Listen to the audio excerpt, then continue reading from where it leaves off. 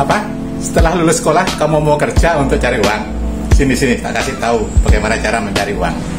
Bekerja kepada orang lain yang disebut dengan employee atau buruh atau karyawan, apapun namanya, artinya kamu bekerja kepada orang lain. Memang itu adalah cara cepat untuk mendapatkan uang dengan cara digaji. Kita bekerja untuk orang lain, tapi kita diberi imbalan gaji. Itu tingkatan paling bawah di dalam cara mencari uang, di dalam cash flow kuadran.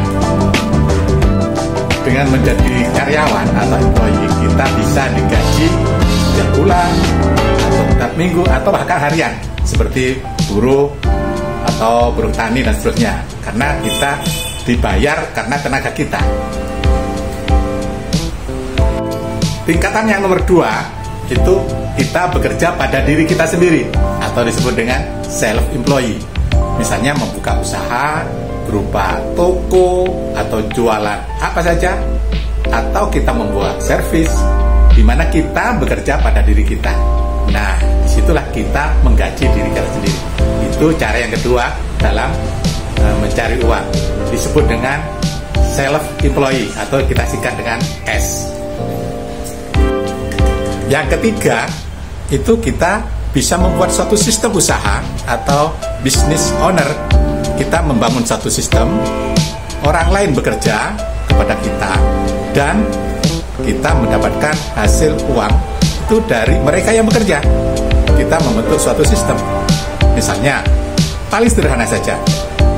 Contohnya, tukang potong rambut Madura. Nah, itu biasanya membuka beberapa cabang.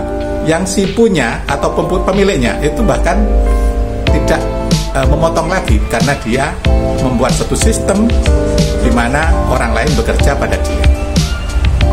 Itu yang disebut dengan business owner.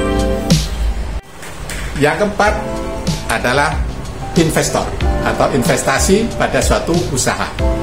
Bisa itu usaha yang ada di keluarga kita atau teman kita, atau kita membeli saham di bursa, atau kita juga menginvestasikan uang kita dalam bentuk-bentuk investasi yang sudah disediakan pemerintah, misalnya surat utang negara (SUN). Bagaimana sekarang? Sudah paham bagaimana cara mendapatkan uang atau cash flow kuadran dalam mendapatkan uang? Pertama adalah sebagai pekerja atau employee.